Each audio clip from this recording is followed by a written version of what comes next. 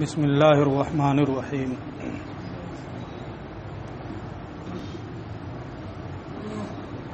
والثانی ان اجتماع اجزاء الجسم لیس لذاته والا لما قبل الافتراق۔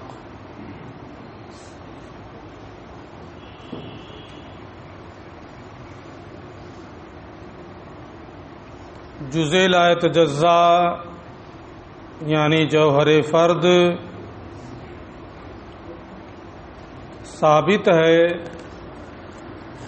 اس کی دو دلیلیں متکلمین کی طرف سے علامہ تفتازانی رحمۃ اللہ تعالی علیہ نے اس سے پہلے بیان کی۔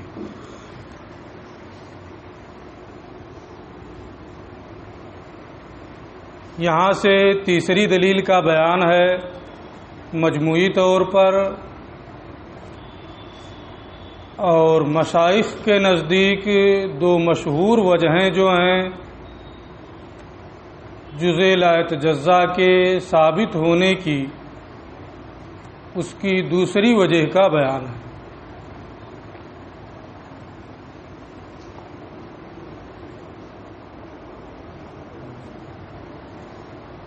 یہ کہتے ہیں والثانی، اور دوسری وجہ یعنی تیسری دلیل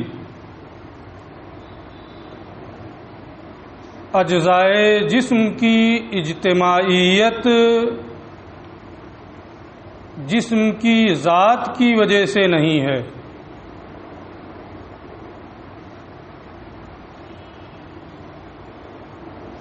یعنی جسم کے جو اجزاء ہیں یہ جسم کے لیے ذاتی نہیں ہیں، جسم ان اجزاء کا تقاضا نہیں کرتا ہے۔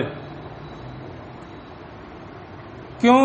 اجزائے جسم کی اجتماعیت جو ہے یہ جسم کی ذات کی وجہ سے نہیں ہے، اس کے لیے ذاتی نہیں ہے۔ اس کی وجہ بیان کرتے ہوئے یہ کہتے ہیں وَإِلَّا لَمَا قَبِلَ الْإِفْتِرَاقِ، کیونکہ اگر اجزائے جسم کے لیے ذاتی ہوں، یہ مان لیا جائے کہ جسم کے اجزاء جسم کے لیے ذاتی ہیں، تو اجزائے جسم کا جسم سے افتراق ممکن نہیں ہوتا، وہ قابل افتراق نہیں ہوتے، کیونکہ جو چیز کسی چیز کے لیے ذاتی ہوتی ہے اس شے سے اس کی ذاتیات کا انفکاک نہیں ہو سکتا ہے۔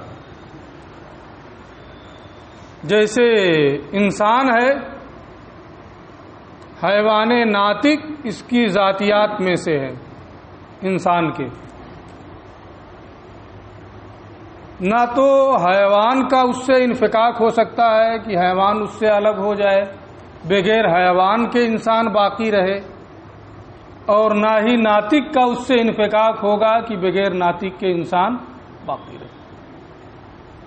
تو شے کی جو چیزیں ذاتیات سے ہوتی ہیں ان کا شے سے افتراق نہیں ہو سکتا۔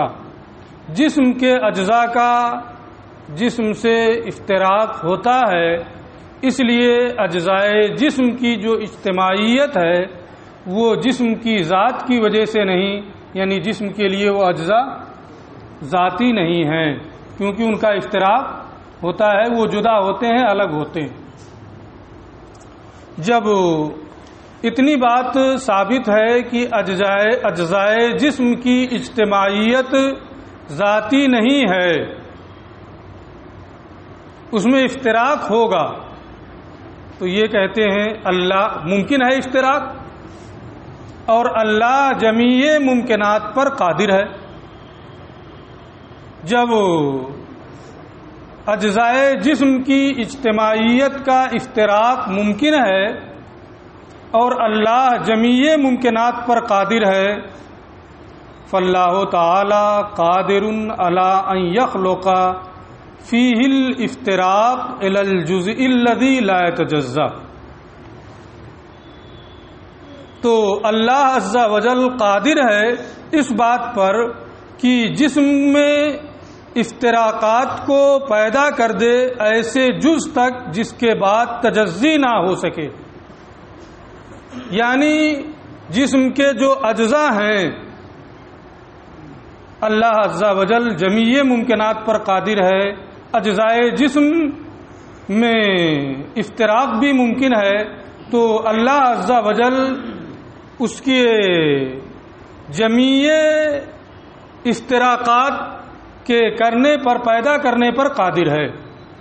یعنی جتنی بھی تقسیمات اس کی ہو سکتی ہیں ان تمام تقسیمات کو اللہ عز و جل کر دے اور یہ تقسیم ایسی حد پر جا کر کے منتہی ہو جائے کہ اس کے بعد پھر آگے تقسیم نہ ہو سکے. اللہ اس پر قادر ہے. اور جب اللہ اس پر قادر ہے کہ اس کی جمیع تقسیمات کو کر دے اور ایسی حد پر یہ تقسیم جا کر کے منتہی ہو جائے کہ اس کے بعد تقسیم نہ ہو سکے تو وہی تو جزء لا یتجزا ہے کہ اس کے بعد آگے اس کی تقسیم نہ ہو سکے.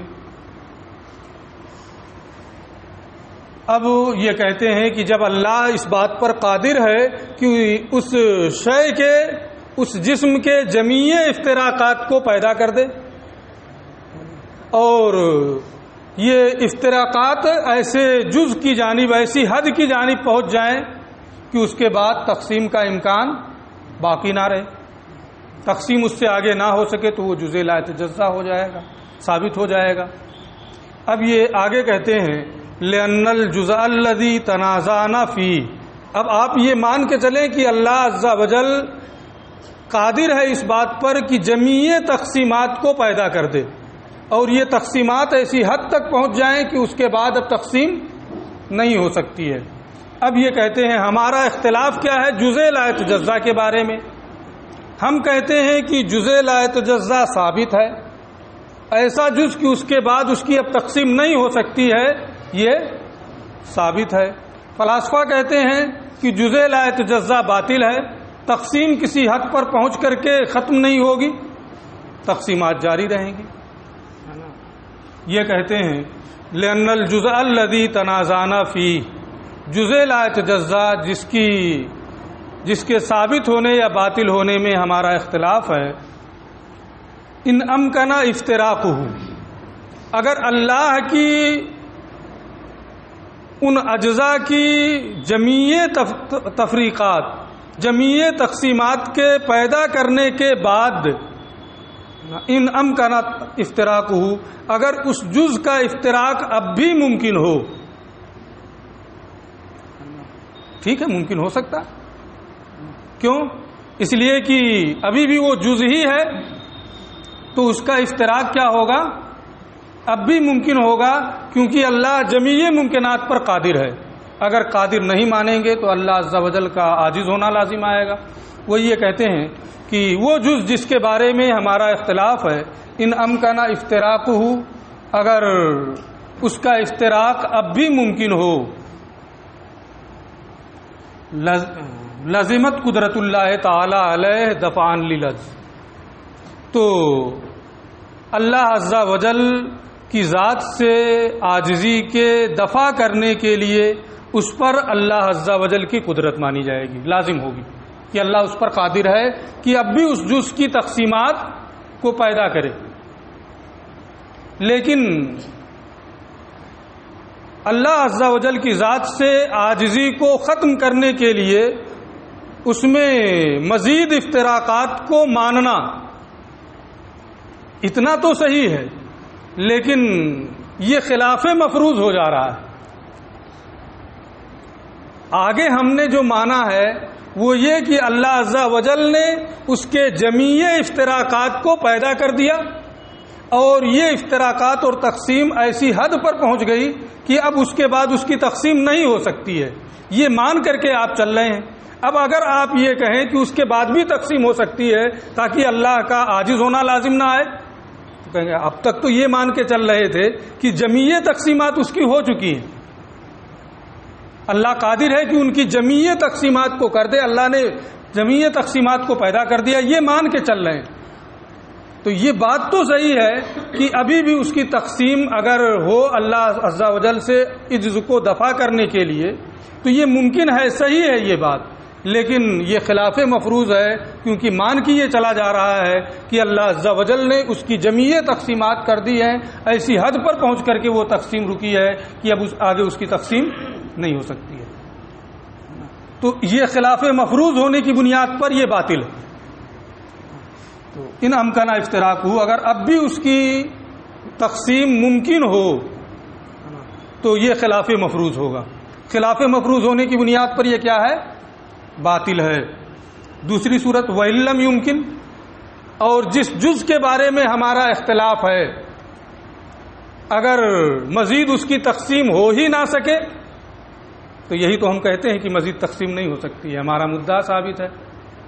تو جب اللہ عز و جل قادر ہے کہ جمیع اجزاء کو پیدا کر دے، ایسے جز پر یہ تقسیم منتہی ہو کہ پھر اس کے بعد تقسیم نہ ہو سکے، آپ بھی اس کو مان رہے ہیں. اب اگر اس کے بعد بھی امکان افتراق کا قول کریں گے تو یہ خلاف مفروض ہونے کی بنیاد پر باطل ہوگا، لہذا اس کی گنجائش یہاں نہیں ہے. اور اگر آپ یہ کہیں کہ اب اس جز کی تقسیم نہیں ہو سکتی ہے تو ہمارا دعویٰ ہی یہی ہے کہ جز لا یتجزا ثابت ہے، اس کے بعد مزید تقسیم نہیں ہو سکتی. لہذا اس دلیل کی بنیاد پر یہ ثابت ہوا کہ جز لا یتجزا اپنی جگہ پر ثابت ہے، نہ باطل نہیں. وَإِلَّمْ يُمْكِنْ، اور اگر اس کی مزید تقسیم نہ ہو سکے ثبت المدعا، تو ہمارا دعویٰ کیا ہے؟ ثابت ہے. علامہ فرماتے ہیں وَالْكُلُّ ضعیف، تین دلیلیں دی گئی، تینوں ضعیف ہیں. دلیل تو جب آپ پڑھ رہے تھے تو سمجھ میں آ رہا تھا واقعی مضبوط دلیلیں ہے نا. اب یہ کہہ رہے ہیں کہ تینوں دلیلیں ضعیف ہیں. اب تینوں کا ذوف یہ بتائیں گے. اما الاول، پہلی دلیل کا ذوف، فَلِأَنَّهُ انما يدل على ثبوت النقطہ. نقطہ منتہائے خط کو کہتے ہیں. جیسے خط کھینچ دیا، اس کا جو آخری سرا ہے نا منتہائے خط، اسی کو نقطہ کہتے ہیں. اور خط منتہائے سطح کو کہتے ہیں،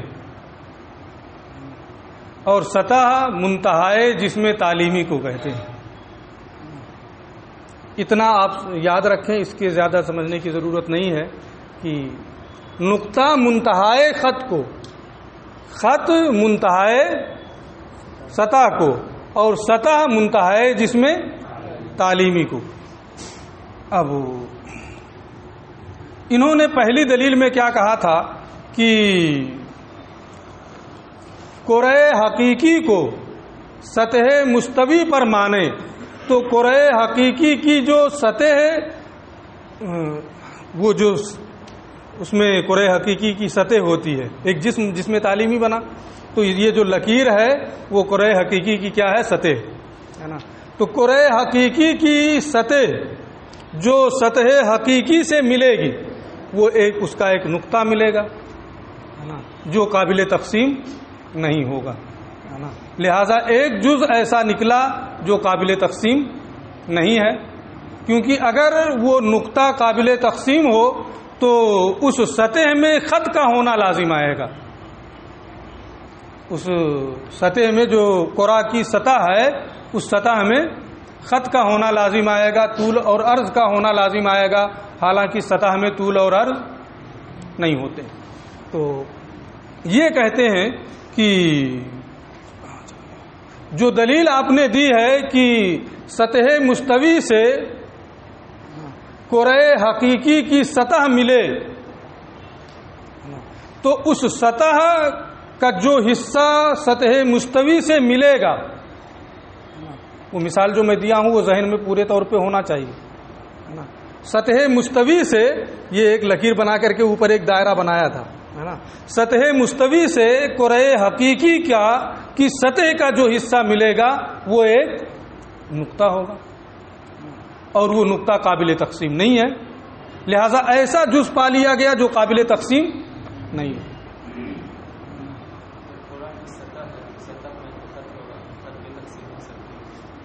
کیا قرآن میں خط ہوتا ہی نہیں ہے، سطح ہوتی ہے.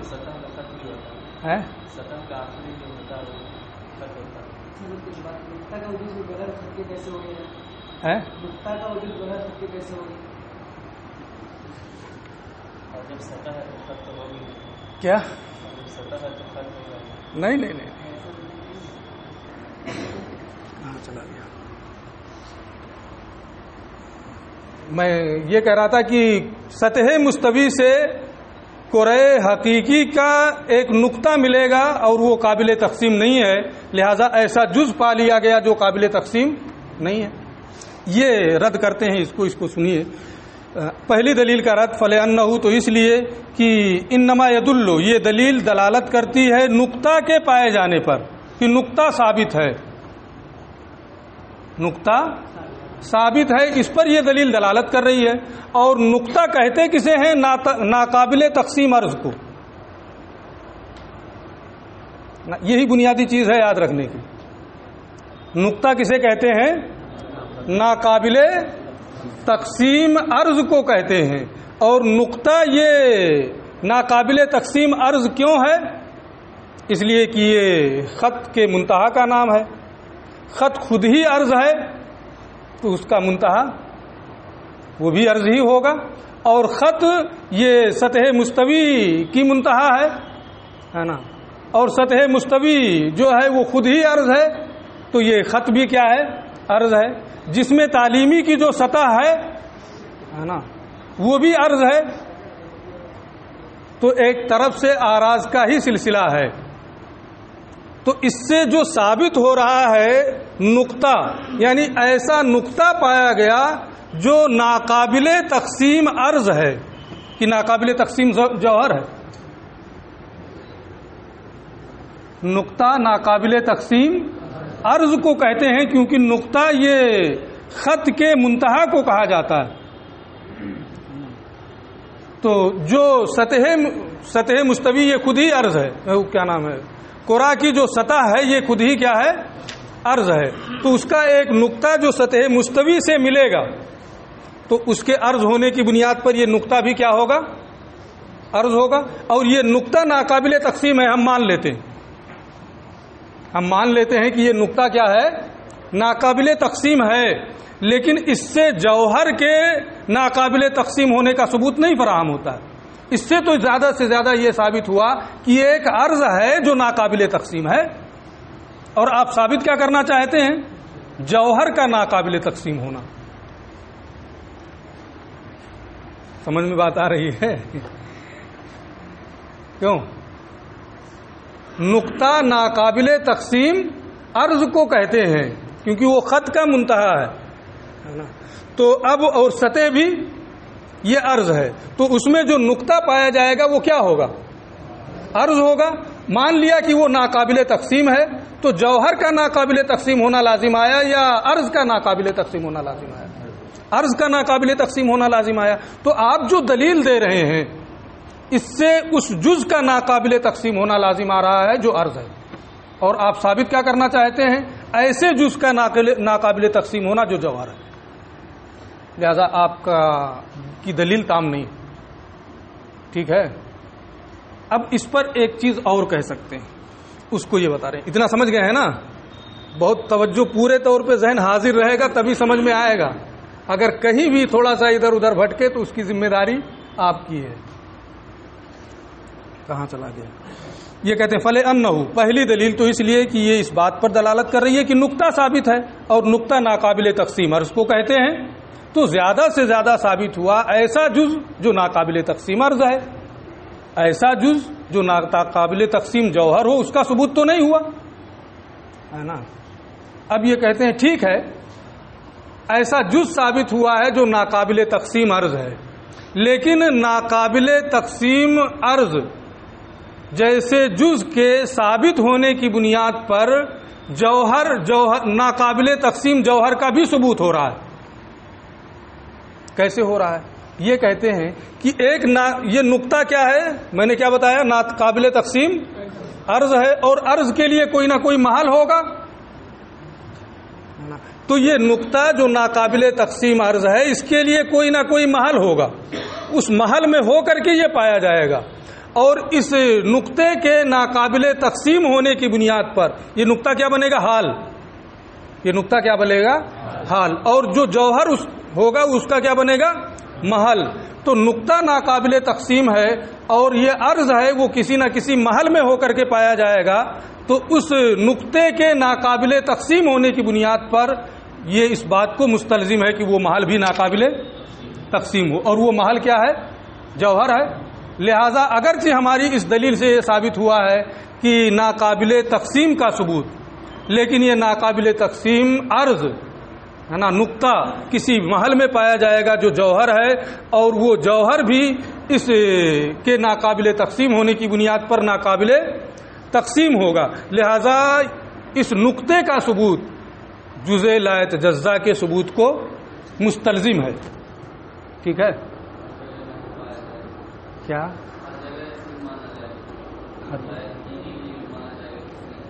جہاں جیسا ہوگا ایسے مانا جائے گا، ہر جگہ ایسے تھوڑو مانا جائے گا. جہاں جیسی گفتگو ہوگی ویسا مانا جائے گا.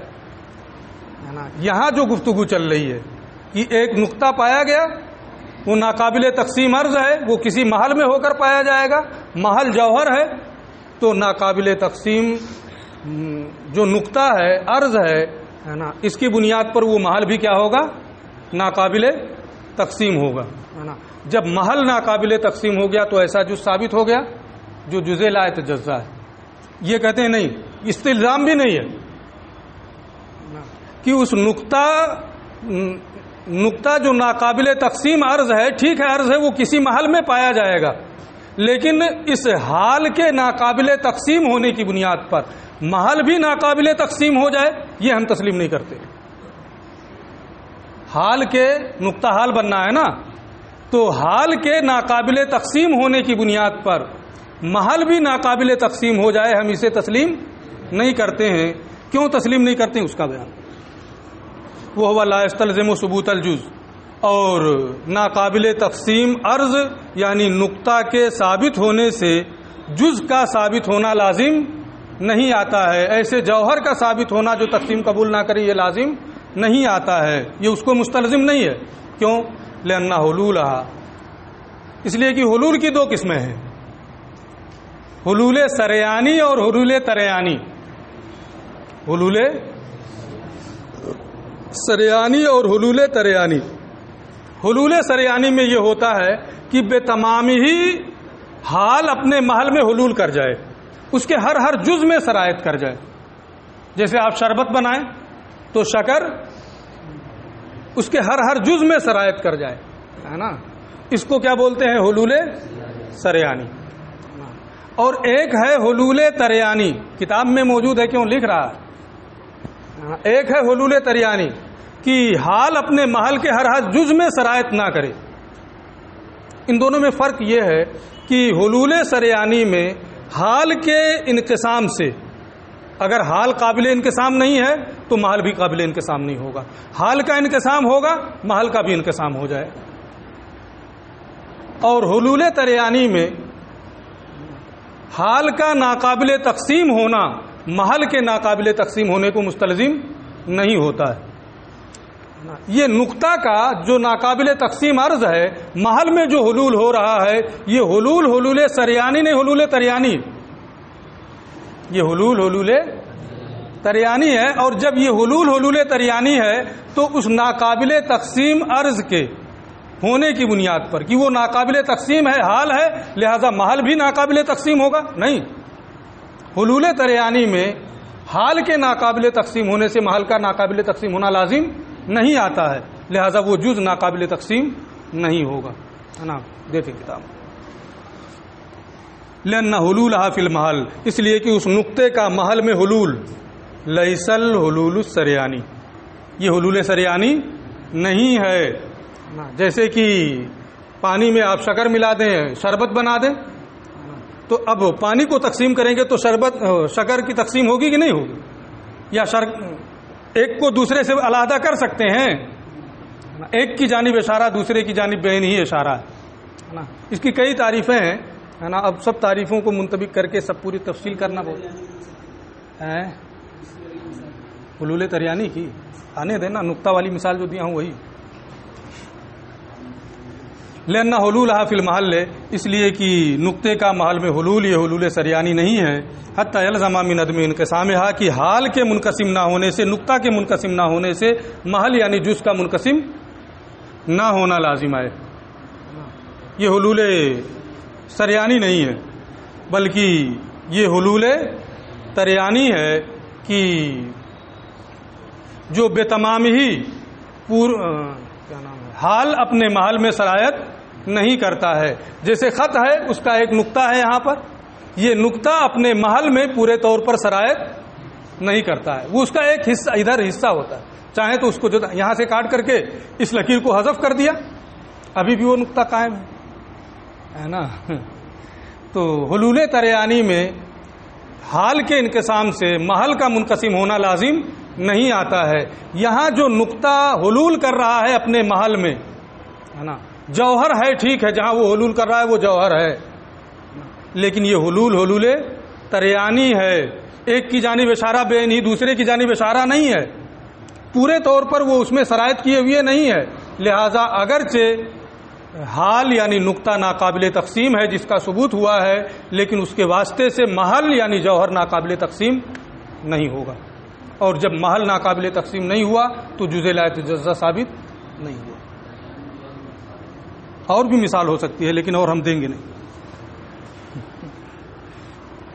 پڑھانا بھی ہے آگے. ایک مثال دے دیا, بات سمجھ میں آ گئی ہے کہ نہیں؟ کافی ہے. وہ احمد ثانی و ثالث, دوسری اور تیسری دلیل کا ذوف. فإن الفلاسفہ لا یقولون, انہوں نے کیا کہا تھا دوسری دلیل میں کہ ہر عین میں اجزائے غیر متناہیہ بالفعل ہوتے ہیں.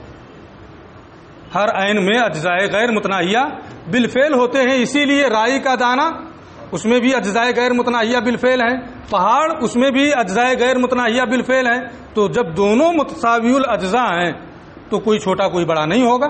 کہتے ہیں قائل اس کا کون ہے کہ اجزائے غیر متناہیہ بالفعل موجود ہیں, فلاسفہ اس کے قائل ہی نہیں. تو پتہ نہیں کس کا آپ رد کر رہے ہیں, کس پر دلیل دے رہے ہیں. یہ اس کے قائل ہی نہیں ہے کہ اجزائے غیر متناہیہ جسم میں بالفعل موجود ہے. دوسری دلیل اور تیسری دلیل, فإن الفلاسفہ لا یقولون, فلاسفہ یہ کہتے ہی نہیں ہیں کہ جسم بالفعل اجزاء سے مرکب ہے اور وہ اجزاء غیر متناہی ہیں. تو یہ اجزاء کے جسم کے اجزائے غیر متناہیہ بالفعل سے مرکب ہونے کے قائل ہی نہیں ہے فلاسفہ. صرف نظام معتزلی قائل ہے, اس کا رد کریں آپ, فلاسفہ کا رد اس سے نہیں ہوگا. بل یقولون, بلکہ فلاسفہ یہ کہتے ہیں انہ قابل لانقسامات غیر متناہیہ, کہ اجزائے غیر متناہیہ بالفعل جسم میں موجود نہیں ہے, وہ انقسامات غیر متناہیہ کو قبول کر سکتا ہے. جب بھی اس کی تقسیم کی جائے, تقسیم ہوتی رہے گی, کہیں پہنچ کر کے رکے گا نہیں. جیسے گنتی ہے نا, آپ 10 تک گن گئے, کیا اس کے بعد کوئی گنتی ہی نہیں ہے؟ ایک ہے 11, اس کے بعد بھی ہے. آپ کسی ایسی حد پر پہنچ گئے کہ اس کے پاس تعبیر کے لیے کوئی لفظ نہیں ہے, لیکن کیا گنتی کی بھی ختم ہو گئی؟ نہیں, ابھی بھی اس کی کوئی گنتی ہے. ایسے ہی یہ کہتے ہیں کہ جسم اجزائے غیر متناہی تقسیمات کو قبول کر سکتا ہے بالفعل, اس میں اجزائے غیر متناہیہ موجود ہیں, ہم اس کے قائل ہی نہیں. ولیس فیہ اجتماع اجزاء اصلا, اس میں اجزاء کا اجتماع بالکل ہے ہی نہیں. تو جب اجزائے غیر متناہیہ بالفعل اس میں موجود ہی نہیں ہیں تو ان پر ان کا یہ آپ نے جو رد کیا ان کا رد نہیں ہوگا. اب ایک اعتراض یہ ہوتا ہے کہ جب اجزائے غیر متناہیہ بالفعل اس میں موجود ہی نہیں ہے, پھر اشیاء چھوٹی اور بڑی کیوں ہوتی؟ کہتے ہیں کہ جو مقدار اس جسم کے ساتھ قائم ہوتی ہے, چھوٹا اور بڑا ہونا اس مقدار کی وجہ سے ہوتا ہے. رائی کے ساتھ جو مقدار قائم ہے وہ مقدار مختصر ہے, اس لیے رائی کو کہتے ہیں کہ یہ چھوٹی ہے, چھوٹا, اور پہاڑ کو کہتے ہیں کہ یہ بڑا ہے جو مقدار. ایسے ہی کیا نام ہے, روئی ہے, آپ اس کو دھن دیں اتنی ہی ہے, کیا اجزاء اس کے بڑھ جاتے ہیں لیکن مقدار بڑھ جاتی ہے. تو چھوٹا اور بڑا ہونا یہ اس مقدار کی وجہ سے ہوتا ہے جو اس کے ساتھ قائم ہے. وہ انما العزم والصغر، اور چھوٹا اور بڑا ہونا اس مقدار کی بنیاد پر ہے جو اس کے ساتھ قائم ہے، اجزاء کے کثیر اور قلیل ہونے کی بنیاد پر نہیں ہوتا ہے۔ ورنہ تو یہ ہوگا کہ پانی جب پگھل جائے تو اس میں اجزاء زیادہ ہو گئے، اور جب جم جائے تو یہ کہیں گے اسی میں اجزاء کم ہو گئے۔ ایسا تو ہے نہیں، اجزاء تو وہی ہیں۔ والافتراق ممکن لا الی نہایہ، اور آپ نے یہ کہا کہ جمیع افتراقات کو اللہ پیدا کر دے، اس کے بعد افتراق ممکن ہو تو خلاف مفروض لازم آئے گا، لازم آیا کرے۔ ہم یہ کہاں کہتے ہیں جمیع افتراقات کو اللہ نے پیدا کر دیا؟ اللہ قادر ہے جمیع ممکنات پر، اس لیے جتنی بھی تفریقات ہوں گی اس کے بعد بھی اللہ اس کی تقسیم پر قادر ہے نا، لہٰذا یہ کسی حد پر پہنچ کر نہیں رکے گا، اور جب نہیں رکے گا تو جزء لا جزء ثابت نہیں ہے۔ والافتراق ممکن لا الی نہایہ فلا یستلزم الجز، لہٰذا یہ جز کو مستلزم نہیں ہے۔ واما ادلۃ النفی ایضا، اور جو فلاسفہ کی دلیلیں ہیں وہ دلیلیں بھی ذوف سے خالی نہیں، وہ سب بھی کمزور ہیں، تو ان کی دلیلیں بھی کمزور، فلاسفہ کی دلیلیں بھی کمزور، اسی وجہ سے امام رازی نے اس مسئلے میں توقف کیا ہے نا، نہ ثبوت کا قول نہ باطل ہونے کا قول، باقی تفصیل کل۔